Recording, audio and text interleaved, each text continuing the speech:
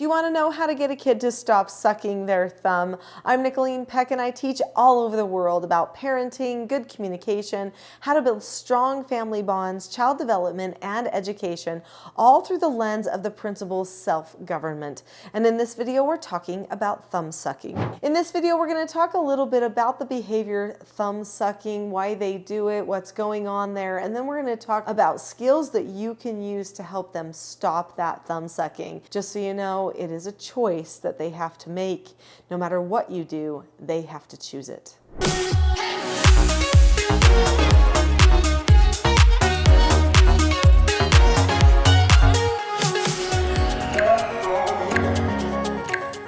I remember when I was potty training my oldest son, my mother-in-law looked at me and she said, "Nicholeen, try your best, but they'll potty train when they're ready. That's something I know." She raised 7 children. She really did know that they would potty train when they're ready. And one of the children I know took a long time to get potty trained. She tried little pills. She tried all types of coercions and everything.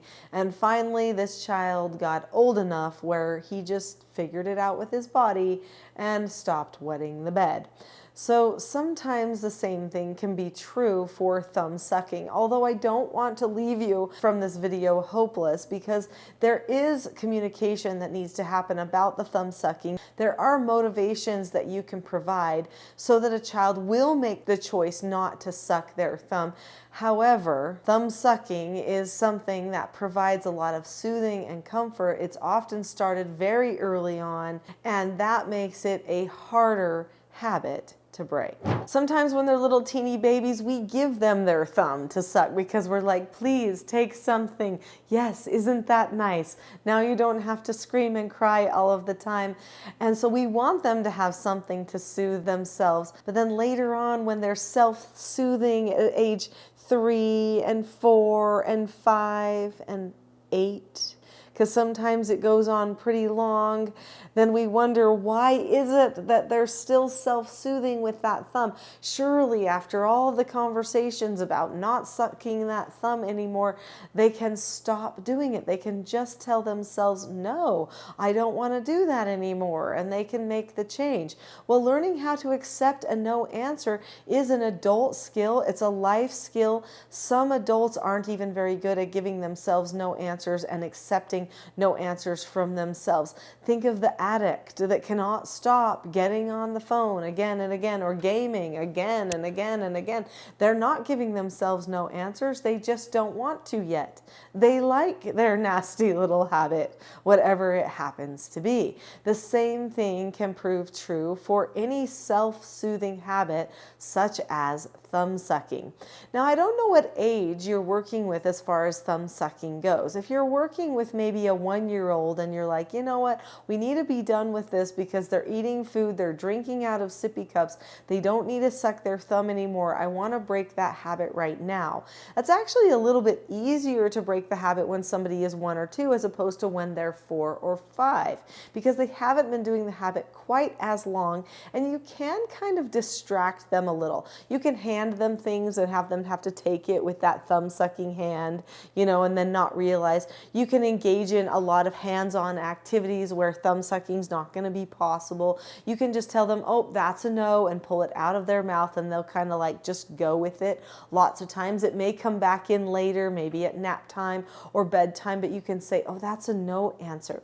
We're going to cuddle our teddy bear instead of suck our thumb. So let's just cuddle our teddy bear. Let's pat our teddy bear so that he can go to sleep. And we can do things like that to help our children learn new self-soothing behaviors in order to get them through that time when they're tiny.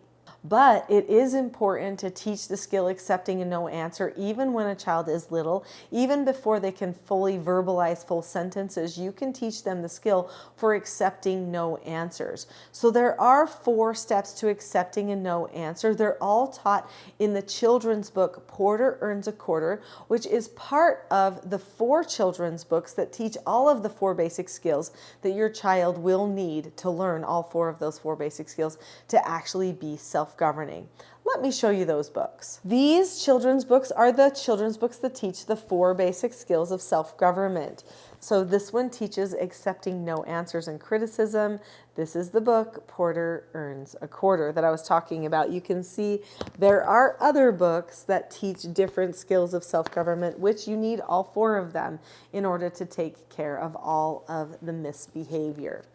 So let's talk about those 4 steps to accepting a no answer. The 4 steps to accepting a no answer are: you look at the person or the situation, you keep a calm face, voice, and body, you say okay or you ask to disagree appropriately, and then you drop the subject. So dropping the subject is definitely easier said than done. It does take some practice to be able to drop a subject, but children absolutely can learn how to do dropping the subject, and in fact all 4 steps of accepting a no answer, even when they are as young as 1 year old.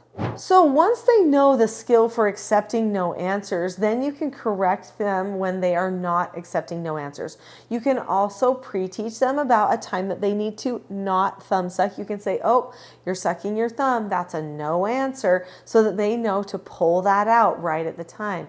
In fact, you can say, thumb sucking is a no answer, take your thumb out of your mouth, and then they can take it out of their mouth and you can praise them. So there are adult skills of self-government that are also going to be beneficial to learn and understand. These will help you as you teach your child the skills that they need in the moment as well. So often as parents, we emotionally react, we start taking things personally. Sometimes we get a little bit short-tempered because we're short on time.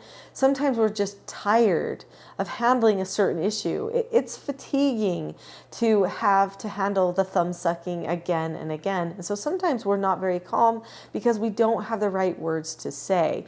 Well, at Teaching Self-Government, we teach parents the words that they can say so that they can effectively solve their problems and stay calm all at the same time.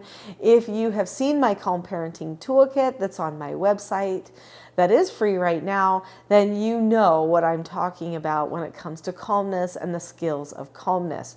When you're helping your child overcome a habit like thumb sucking, it's vital that you have proper motivations put in place.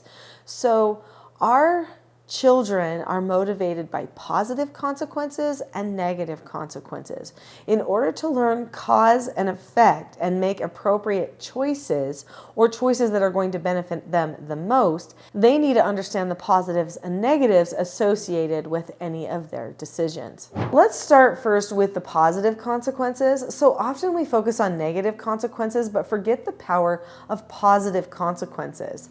Sometimes your child can be highly motivated by working toward one positive motivation or positive consequence. What would happen if your child got a special sticker on a chart every time you caught them not sucking their thumb? Or maybe they got an amount of points. Or maybe you just praised them as a positive consequence every time that they were caught not sucking their thumb. Would that motivate them to choose not to suck their thumb more? The answer is yes. So find something that motivates your child. It doesn't have to be big, and it doesn't have to be something that you don't want them really to do all day, such as gaming. You can stay away from those things, and you can just have a little snack bag or maybe a pocket full of nickels or dimes where they get little money for a little while. And for a couple of weeks, you just catch them doing the right thing and show them that positive consequences are the result. Of course, you can't do proper cause and effect teaching without also identifying negative consequences, because those are part of life. So you will need to pre-teach your child about negative consequences. Now, I teach that the best types of negative consequences are actually ones that build character. The number one negative consequence that rehabilitates for negative behaviors and builds character is doing extra chores or work, because it's something that a person has to do. It's not something that happens to them. And they have to choose to accomplish it as well.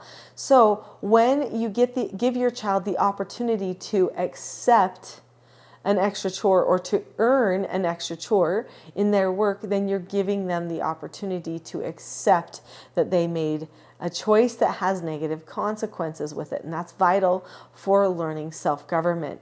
So I would do an effective correction, which is a 6-step process to help the child calmly understand and recognize where they might have gone off course with the thumb sucking and that they need to get themselves back on course by taking it out of their mouth and accepting a consequence.